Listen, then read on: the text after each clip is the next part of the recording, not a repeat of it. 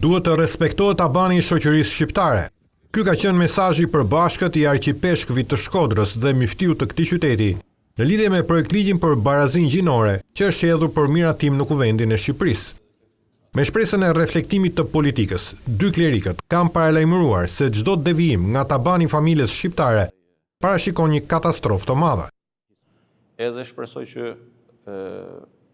Parlamenti shqiptar edhe klasa politike në këtë rast ka reflektuar si duhet, edhe do të respektoj tabanin edhe nuk do ta pres në besë tabanin e këtij komi dhe këtij vendi për interesat cinike të agjendave që nuk janë agjendat e shqiptarëve.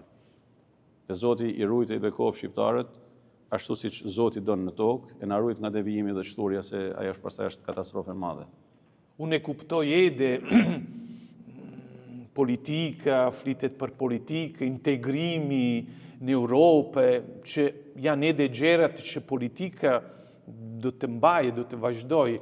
Integrimi nuk do të thotë që ne do të humbim traditat tona. Atëherë, populli shqiptar ka një traditë për sa i përket vlere familjes, për sa i përket edhe respekt për njeriu që është mashkull dhe femër. Atëherë, mirë integrimi për sa duhet, por do të mbajmë edhe identitetin tonë shqiptar. E kjo do të është një detyrë për çdo qytetar, jo e politikë do të ketë parasysh. Këto deklarata u bën gjatë një vizite që arqipeshkëvi i Shkodrës bëri në xhaminë e restauruar të Plumbit, ku konfirmua edhe një herë bashkëtesa vëllazërore mes besimtarëve.